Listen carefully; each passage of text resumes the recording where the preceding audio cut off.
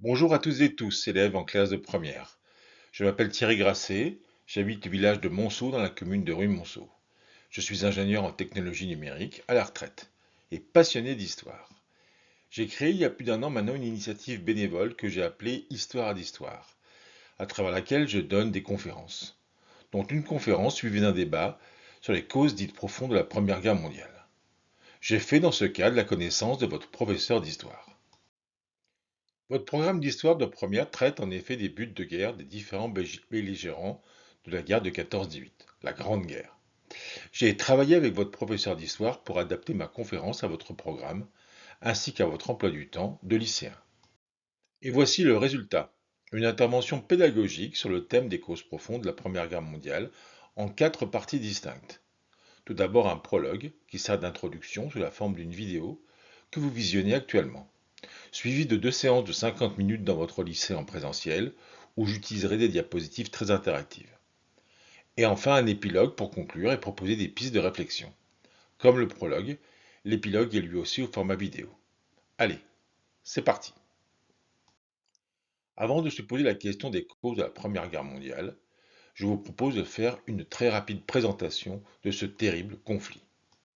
Cette terrible guerre est qualifiée de guerre mondiale car, pour la première fois dans l'histoire de l'humanité, elle sort du strict cadre d'une région, d'un pays ou même d'un continent. Cette guerre se répartit sur 3 théâtres d'opérations terrestres. Celui du Pacifique est assez anecdotique. Celui du Moyen-Orient voit se distinguer entre autres la figure quasi légendaire de Laurence d'Arabie. Sur le théâtre européen, on distingue 4 fronts. Le front oriental qui oppose jusqu'aux révolutions russes de 1917 la Russie à l'Autriche-Hongrie, son allié l'Allemagne. Le front des Balkans, qui voit s'affronter les pays de cette région et leurs alliés français et britanniques avec l'Empire ottoman et l'Autriche-Hongrie. Le front italien, qui s'active avec l'entrée en guerre de l'Italie aux côtés des Alliés en 1915 et qui voit s'affronter l'Italie et l'Autriche-Hongrie.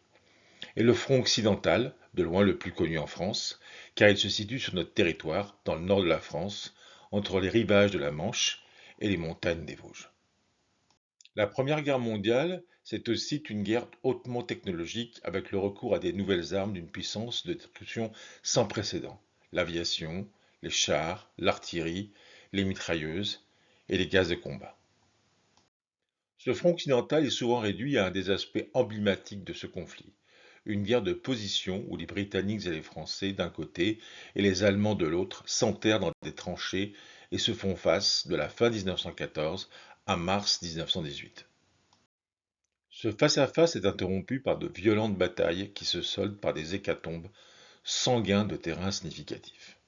Ce sont les offensives de Champagne et d'Argonne en 1915, où l'armée française grignote quelques kilomètres carrés de terrain ravagés par l'artillerie.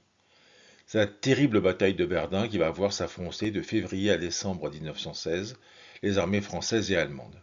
Bilan 700 000 blessés, morts, disparus. Mais il y a pire. La même année 1916, la bataille de la Somme qui oppose Britanniques et Français aux Allemands cause plus de 1 million de blessés, morts, disparus. Suivra en 1917 l'offensive française ratée du chemin des Dames et ses 400 000 blessés, morts, disparus, qui entraînera un ras-le-bol des troupes et de nombreuses mutineries. À partir de mars 1918, la ligne de front occidental est brisée. La guerre de mouvement remplace la guerre de position. D'abord au bénéfice des Allemands qui, après leur victoire sur les Russes sur le front oriental en 1917, peuvent concentrer toutes leurs forces à l'ouest. Puis, à partir de l'été 1918, au bénéfice des alliés britanniques, français et américains, jusqu'à la victoire finale de novembre 1918. Notez que ça rebouge également sur le front des Balkans, ce qui entraîne la reddition des Austro-Hongrois. Les hostilités sont suspendues à 11 heures le 11 novembre 1918.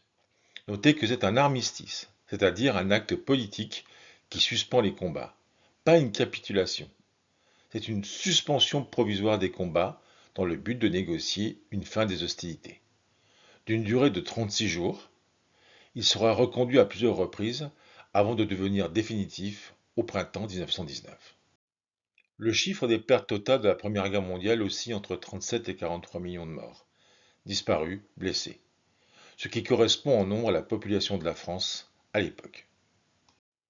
Pour la France, le bilan humain est terrible. 1 387 800 militaires et 300 000 civils tués. C'est presque 2,5 millions en Allemagne.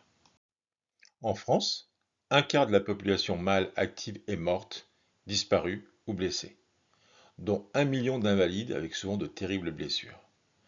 L'équivalent de 237 fois la surface de la ville de Paris est entièrement ravagé dans le nord de la France par les combats et inexploitable pour des décennies. L'estimation du coût des destructions sur le sol français est équivalente à 10 fois le budget annuel actuel de notre éducation nationale. Colossal. Les monuments aux morts de nos villes et villages sont là pour nous rappeler l'ampleur de l'hécatombe. Alors pourquoi un tel massacre? Pourquoi nos ancêtres se sont-ils exterminés entre eux avec une telle violence? Quelle est la cause, ou plutôt, comme nous le verrons, quelles sont les causes de ce terrible conflit? Il y a la cause que nous avons apprise dans le cadre de nos scolarités. L'archiduc François Ferdinand, héritier de la couronne de l'Autriche-Hongrie, et son épouse sont assassinés par des nationalistes bosniaques à Sarajevo, capitale de la Bosnie-Herzégovine et territoire austro-hongrois, le 28 juin 1914. Ça, c'est ce qu'on appelle le casus belli. Puis, compte tenu des engagements pris dans le cadre d'alliances ententes entre les 6 grandes puissances européennes, celles-ci ont été obligées de se déclarer la guerre pour respecter ces fameux engagements. En somme, un effet domino. Sauf qu'à y regarder de plus près, il y a deux problèmes d'ordre spatial et temporel. En effet, l'assassin de l'archiduc est un étudiant bosniaque au service des services secrets serbes. Or, la Serbie n'est membre d'aucune alliance ou entente. D'autre part, la première déclaration de guerre, celle de l'Autriche-Hongrie à la Serbie, intervient un mois après l'assassinat. Il faudra encore attendre une semaine avant l'entrée en guerre de la France. Pas vraiment un emballement donc. Quant à l'effet domino, c'est plutôt raté. L'Allemagne déclare la guerre à la Russie et la France ne réplique pas. Puis l'Allemagne déclare la guerre à la France, puis le Royaume-Uni déclare la guerre à l'Allemagne. Et l'Italie ne bouge pas. Bien moins trivial donc qu'un simple effet domino. Le couple assassinat-Sarajevo-jeu des alliances n'est pas faux, il est juste très incomplet. C'est ce que les historiens appellent la cause immédiate. Cause immédiate. Retenez bien ce terme. Car au-delà de cette cause immédiate, nous allons découvrir ensemble beaucoup plus de causes pour ce sanglant conflit. Les historiens les appellent les causes profondes. Choc des impérialismes coloniaux, fragilité et déclin des empires austro-hongrois, russes et ottomans, montée des nationalismes, notamment dans les Balkans, course aux armements, alliances militaires, compétition entre le pangermanisme et le panslavisme, sentiment d'encerclement de l'Empire allemand, sentiment de revanche en France. Aucun pays ne veut déclencher la guerre, mais tous sont prêts à la faire. Et bien sûr, ce sera une guerre courte et victorieuse. Là, c'est très mal barré. Pour expliquer la complexité de ces causes profondes, je vais m'appuyer sur une métaphore explosive. Si on peut considérer que le jeu des alliances ententes c'est un baril de poudre explosive, l'assassinat de Sarajevo, c'est la mèche allumée qui va faire tout péter. Sauf que... Sauf qu'il y a plein de causes profondes, donc plein de barils de poudre et plusieurs mèches allumées lors de la crise de juillet 1914. Cette métaphore baril de poudre, c'est le fil rouge de mon intervention. Ensemble, nous allons découvrir tous les barils de poudre empilés avant l'explosion d'août 1914. Mais avant cela, je vous propose d'abord un petit voyage dans le temps pour se plonger dans le contexte de l'époque, bien différent du nôtre. C'est parti!